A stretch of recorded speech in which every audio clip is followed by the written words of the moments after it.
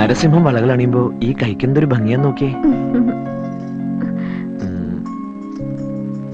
വേദനിച്ചോ?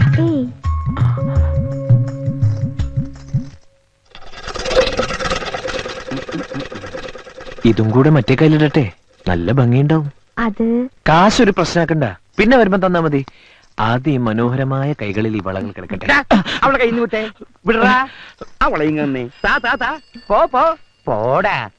മോളെ കൈമുട്ടി നീട്ടിയേ, കാശൊക്കെ കയ്യിലുണ്ടല്ലോ. ഇപ്പൊ എങ്ങനെയാ നൊന്തു? നൊന്തു. പിന്നെ പുതിയ മാലയും വളയൊക്കെ വന്നിട്ടുണ്ട്, കാണിക്കട്ടെ? വേണ്ട. ഓ, അച്ഛൻ ചെറിയൊരു ദേഷ്യക്കാരനാ. അടുത്ത ആഴ്ച പുതിയ ഫാഷൻ വരുന്നുണ്ട്, വരണം. പുഞ്ചിരി മത്സരം അവസാനിപ്പിച്ച് വേഗം ബാക്കി കൊടുത്ത് വിടറാ. അച്ഛന്റെ സ്വഭാവം എങ്ങനെയാണെങ്കിൽ എത്രയും പെട്ടെന്ന് ഈ കട അടച്ചു പൂട്ടും. ഇവിടെ ഞാനായിട്ട് ഉണ്ടാക്കിയ ഗുഡ്വിൽ അച്ഛനായിട്ട് നശിപ്പിക്കും. നിനക്കൊരു ധാരണയുണ്ട്, നിന്റെ ചോക്ലേറ്റ് മോന്ത കണ്ടിട്ട് ആ പെമ്പിളിന് ഇങ്ങോട്ട് കയറി വരുന്നേന്ന്. കച്ചവടം ചെയ്ത് ലാഭം കൊയ്യാതെ പെണ്ണിന്റെ മോന്തയുടെ ചന്തം നോക്കി നിക്ക. പൈസ പിന്നെ തന്നാവെന്ന് പറയാൻ അവൾ ആരാ? നിന്റെ അമ്മായിയുടെ മോള. കടയിൽ വരുന്ന കസ്റ്റമേഴ്സിനോട് ഒരു അല്പം മാന്യത കാണിച്ചതാ ഞാൻ ചെയ്ത തെറ്റ്. ഈ വളയിടൽ പരിപാടി എന്റെ മോന് പറ്റിയതല്ല. ഏൽപ്പിച്ച ജോലി അങ്ങോട്ട് ചെയ്താൽ മതി.